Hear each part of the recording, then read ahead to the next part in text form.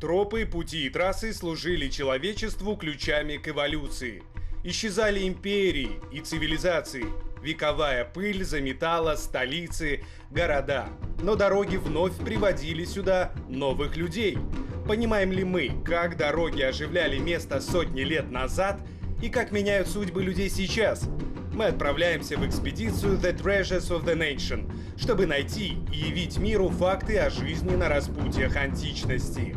Автомагистрали — лишь вершина веков, но если след оставлен, то он непременно будет найден даже тысячи лет спустя. Привычные автомобили, обыденные рейсовые автобусы и маршрутные такси. Они существуют, чтобы доставлять нас из точки А в точку Б. Пути проложены, и перемещение в пространстве никакого переворота в нашем сознании и мышлении не вызывает. Но трудно себе представить, каким был этот мир, когда не существовало ни железных коней, ни колеса, ни даже обычных скакунов, как транспортного средства. Цивилизация была создана на хребте лошади. Чтобы выяснить, как возникла и откуда берет начало наша конная цивилизация, участники экспедиции отправляются по следам первых всадников. Едем вместе с ними. Этот научно доказанный факт уже облетел весь мир. Доместикация лошади впервые произошла в Казахстане, другими словами, ее одомашнили, и было это на территории энеолитического поселения Батай. Туда наша команда и держит путь. Если правы те, кто утверждает, что цивилизация началась с лошади, то съемочной группе предстоит волнительная встреча с истоками современной материи. Мечты сбываются. Наконец-то я на поселении Ботай, где о проходящих здесь раскопках расскажет нам археолог Арман Макзумов.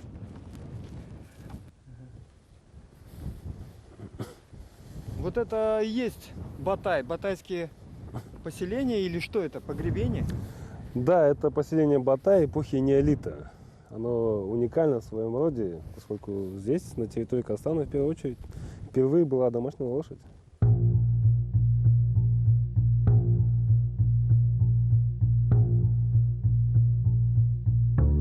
А что вы вообще здесь находили? В этой части поселения, в жилищах, мы находим много именно кожевнического орудия для обработки шкуры. То есть это, скажем, этот род деятельности производился именно в зимний период. Когда они находились в жилищах, они спокойно заготавливали для себя какое-то сырье. В лабораторных условиях. Да, что-то в этом роде. И спокойно в зимний период, когда было достаточно времени, они обрабатывали именно и кожу, и кости. Я вот слышал, что на Бутае десятками, сотнями тысяч обнаруживают кости животных. Примечательно то, что из среди всех костей 99,9% это кости лошади. То есть основная масса всех костей, они принадлежат лошади и обрабатывались именно лошадиные кости. Обработка шкуры костей лошадей велась ботайцами умело, массово, поточно. Но какими еще доказательствами первенства Ботая в оседлании коня обладают первооткрыватели этого потрясающего места? Как археолог на каких артефактах может доказать, что лошадь действительно была одомашнена здесь? Вот найдены были такие. Вот сегодня вот такое существует в оленеводских хозяйствах ветеринары и скальпели так называемого борцумена. Вот такого типа. Так называемые безболезненные, да. Найдены остатки костяные, застежек пут. Путы для передних ног, так называемые двуножные путы. Они копия, вот те, которые используют коневоды-казахи, вот именно такой формы, и для трех ног есть путы. И эти застежки, все это было найдено на Батае. Кроме непосредственно оседлания коня, ботайцы создали уникальную купольную архитектуру, изобрели штаны, волосяные веревки и, возможно, всю остальную амуницию всадника – сапоги, шапку, малахай. Первые всадники уже знали ткацкий станок и делали ткань из крапивы и конопли, но самым важным для них ремеслом все же были лошади. Батайцы торговали лошадьми, они увозили, их нанимали, они были наемниками. Это были профессионалы-коневоды. С этого началось разведение пород. Скрещивание с дикими формами, домашними формами между собой, но все равно они их брали в зоне Казахстана, где происходило и обитали табунные. Профессор Зайберт считает, что с того момента, как человек оседлал коня, изменилась практически вся жизнь. Прежде всего, резко увеличивалась скорость получения информации, изменился сам облик жизни, нормы жизни, появляются поселки, новые связи, необходимость активного взаимодействия, ведения торговли и войн. Меняется форма семьи, формируется статус мужчины как патриарха, и все это связано с конем. Фактически, ботайцы создали новую эру первой конно-транспортной коммуникации, которая продолжается по сей день. Продолжается только в новых формах. Транспортная, конно-транспортная эра, эра паровоза и механизмов, эра потом самолета, космоса, интернета. Вот 3-4 Ну, это все фазы. недавнее явление. Конь сопровождал нас в течение, получается, 6000 лет. Да, практически до сегодняшнего дня, меняя свое назначение, свою ценность и приоритеты. Конь не переставал. Потому что конь соединил природу и человека. И это соединение было очень сильным, магическим, и как раз вот сакральным таким было. Сакральное означает божественное.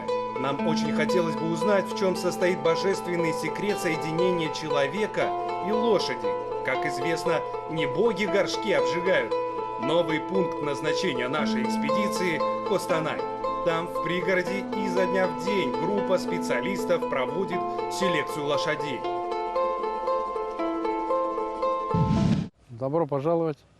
Здесь, значит, и есть тот самый конный завод, где кустанайскую казахскую породу, да, разводят? Да, кустанайскую породу, отечественную кустанайскую породу верховопряжную нашу разводят здесь. Уже сколько лет уже? 129 лет находится здесь конный завод. В следующем году уже 130-летие мы хотим отметить. Сама история города Кустаная напрямую связана с лошадьми. В 1888 году, согласно указу императора, здесь был создан первый конный завод, на который самым тщательным образом были отобраны 300 кобыл и 30 жеребцов-производителей. Была поставлена задача вывести универсальную породу лошадей, чтобы она была и резвая, и выносливая, и рослая. В дело пошли большие деньги. Постепенно вокруг завода выросла вся нужная инфраструктура и возник целый город. Все это во имя создания новой степной породы. Кустанайская порода лошадей отличается от других пород, она универсальная. И ничем она не уступает по всем параметрам, ну, мировым породам. Например, вот сейчас если взять, вот рекорд Гиннесса есть такой. В 1959 году жеребец червонец 100 километров пробежал за 4 часа 2 минуты. Это до сих пор ни в одной породе мира не побиты. Они способны преодолевать большие расстояния. Большие за расстояния. короткое время. Да, из-за короткого времени. И на гладких. Допустим, за последние 10 лет взять наши именно лошади кустанайской породы 359 побед завоевали. Ну а как доказывается вообще связь с лошадьми в культурном плане? Указав, какие традиции, что связано с лошадьми? Вся жизнь казахов, она как бы связана. Это. Если даже ребенка своего называют хулным, ребенок мой. 5 лет трехгодовалого уже начинают садить на седло, которое называется ашамай. Оказывается, в казахском языке около 30% устойчивых выражений передаются через конные термины. Существует множество домбровых кюев, посвященных лошади. И даже есть специальный бой при игре на домбре, изображающий цокот копыт. Это даже есть, говорится, цокотом копыт написана история казахов. Тұлпар тұяғымен жазылған тарих дейді. Тұлпар тұяғымен жазылған. Поэтому как бы у казахов, если говорят, мінезің, жылқы мінездіміз, мы народ с характером лошадиным, конным, тулпаровским характером. По ходу беседы Набидулла Аханович пригласил нашу команду посетить удивительное место. В нем бывают все гости завода. Это почетное захоронение самых достойных лошадей кустанайской породы.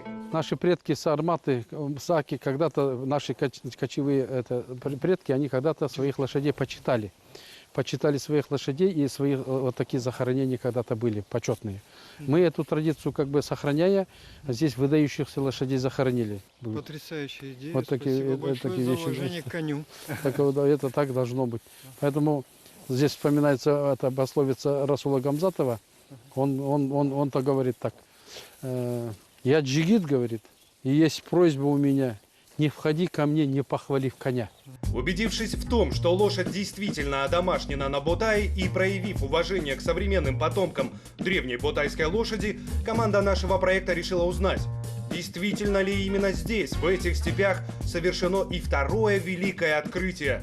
Создана первая в мире колесница.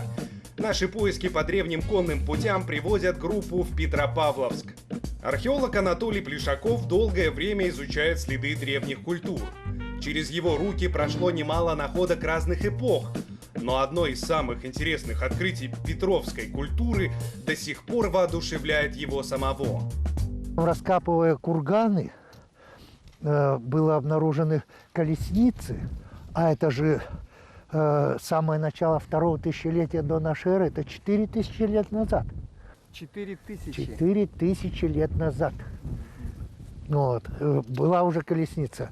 И То есть были на воины-колесницы. 1500 лет раньше, Да, чем Рим. да. И дело в том, что даже воины-колесничие вместе с колесницами были захоронены на отдельных сепаратных кладбищах. У них были... Существовал культ колесничих, Да, получается? да. Целое какое-то мировоззрение вокруг. Колесничих вместе с колесницами, вместе с лошадьми хоронили.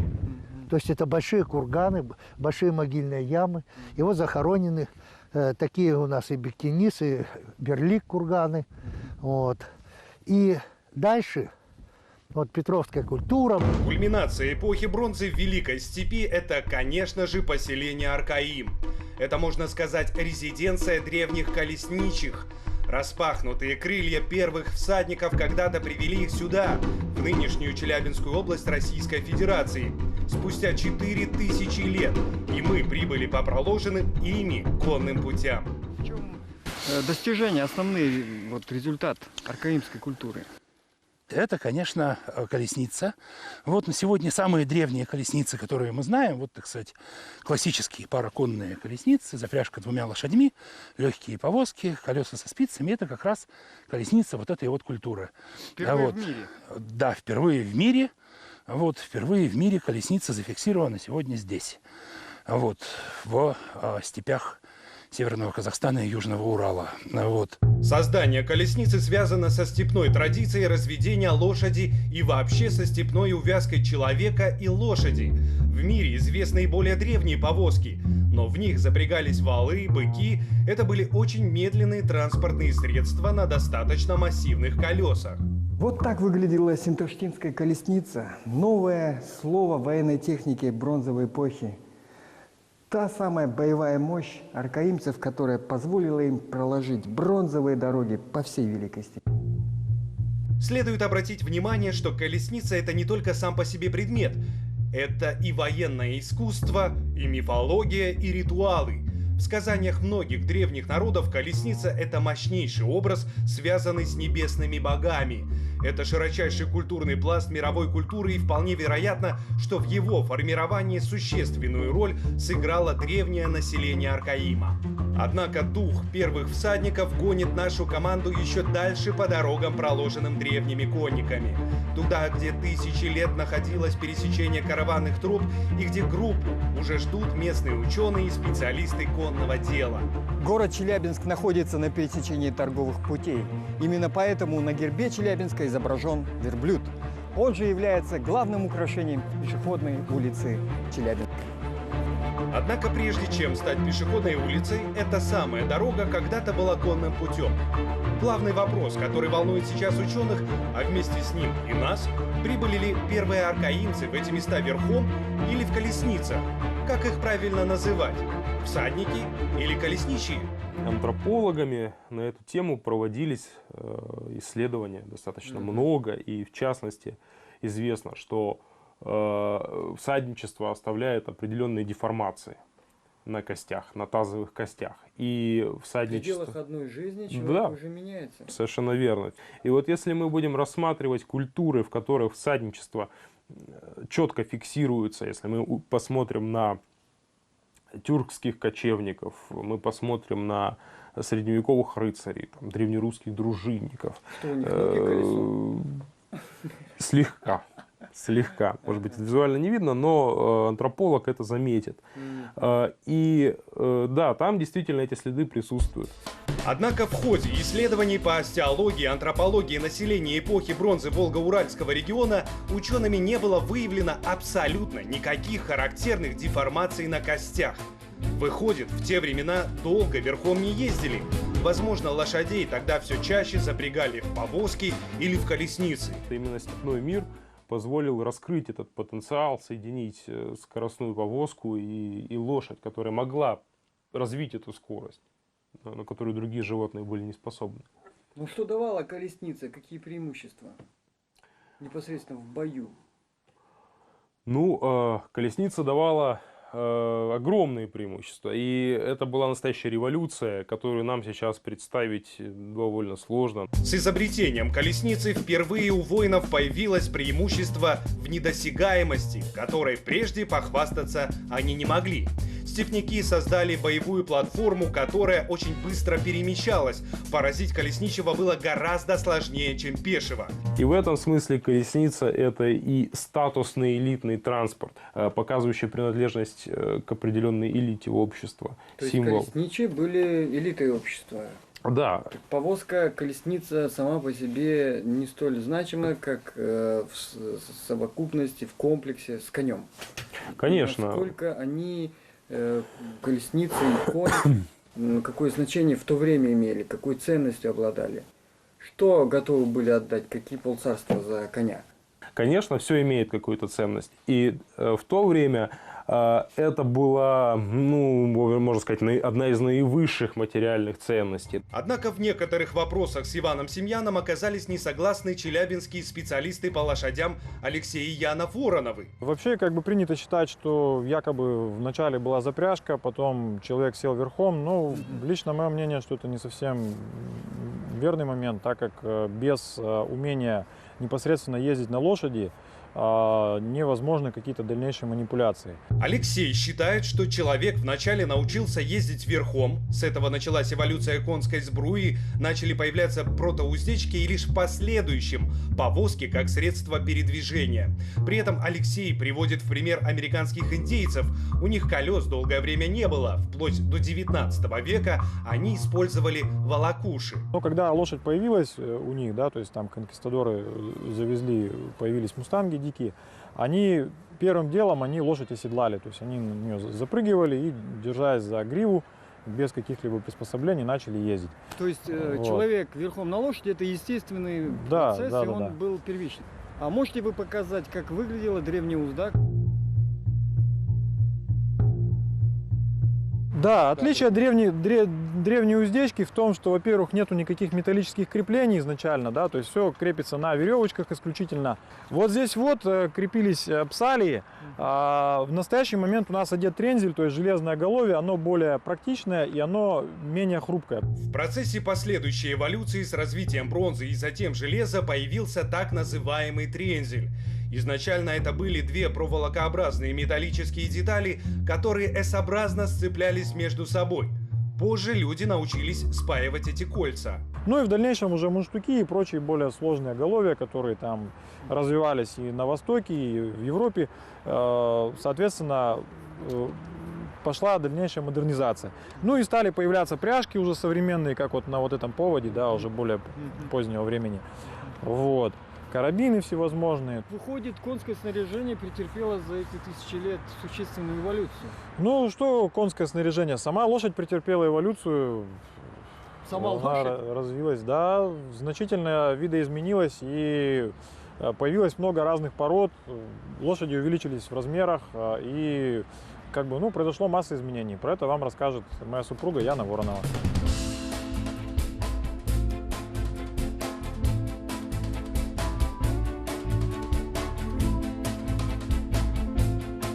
Изначально получается, что конь был дикий, он был небольшой, имея небольшой рост в холке, так как кормов было немного. Лошадка была маленькая. Когда лошадь познакомилась с человеком, человек стал использовать лошадь как средство передвижения. Соответственно, лошадь стала больше двигаться, увеличилась ее скорость передвижения, ей нужно было больше кормов. Во взаимодействии с человеком лошадь существенно изменилась. Она стала крупнее, лопаточные кости стали более крепкими, копыта также увеличились в размере. Так вот этот парень, как его зовут? Его зовут Герцог. Герцог, очень приятно, Арман. Вот Герцог чем отличается от того первого прирученного коня? Экстерьерно он отличается длиной шеи. Потому что эта лошадь породы русский рысак, она выведена для упряжи хомутовой. Эта лошадь и все ее предки ходили в хомуте. Ну, в таком случае, если Герцог вот такой мутировавший с тех времен конь, какие породы наиболее близки к тем древним, степным, еще не прирученным, диким коням? Самые близкие, ну, если мы на Урале находимся, будет башкирская порода самая близкая. Ну а чем башкирская физиологически отличается и какие у нее характеристики, так сказать? Самая главная характеристика башкирской лошади – это выносливость. По сравнению со спортивными лошадьми, она менее прихотлива к условиям содержания. В чем это выражается? Эта лошадь может жить на улице. Башкирская лошадь относится к степным породам, которые очень похожи между собой по всей территории Великой Степи. Степные лошади отличаются не только выносливостью. У них очень твердые копыта, которые не нуждаются в подковах и могут переносить любую почву, в том числе каменистую. Яна, вообще, как вы думаете, роль коня в жизни человека? Лошадь, конечно, человеку нужно быть благодарным коню за то, что лошадь его привезла, можно сказать, от древности до современности. Лошадь дала развитие, лошадь помогла стать завоевателями, лошадь помогла прокормить семью, освоить города и построить. Конечно, в современности нету такой преемственности. Но вот я слышала, у вас в Казахстане очень интересные традиции, до сих пор есть уважение к коню. Не только как просто к еде, да, но как к спутнику, именно национальному колориту, какой-то национальному геройству. Что вы гордитесь лошадью не потому, что это как она там уникальна тем, что в ней много мяса, тем, что эта лошадь, она дает и национальную культуру, тем, что есть национальные игры. Спасибо вам на добром слове, желаем удачи и вашему российскому коневодству. Ну да, до свидания. Узнав, что в городе работает казахстанская съемочная группа, местная башкирская диаспора пригласила нашу команду к себе. Среди встречавших экспедицию людей ребят ожидал и челябинский аксакал Рауль Ямалетдинов, который многие годы изучает башкирский эпос «Урал-Батыр». Примечательно, что в этом древнем произведении тюркской литературы отражен момент приручения лошади человеком. Какой объем эпоса, сколько строк в нем? По башкирскому варианте 4560 строк. 4560 строк. Есть люди, которые на память могут... Да, Розалия Султангареева такая, вот, наверное, знаете сами, да. И тоже очень красиво и хорошо исполняет, умело. Но есть и мужчины, там еще есть несколько человек, певцы там хорошие, всех не перечислишь. Уфимский археолог, специалист по палеолиту Вячеслав Котов исследовал древние пещеры Башкортостана, сличил изображения, нанесенные в этих пещерах сюжетами башкирского фольклора и приблизительно определил, что эпос «Урал-Батыр» был создан еще в каменную эру, более чем 20 тысяч лет назад. И еще есть какие-то сюжеты в эпосе, которые доказывают, что вот он древний такой. Вот можете какие-то места показать? В сухом месте жил, говорит, старик Янбирде и его старуха Янбика. Имущество, говорит, не собирали,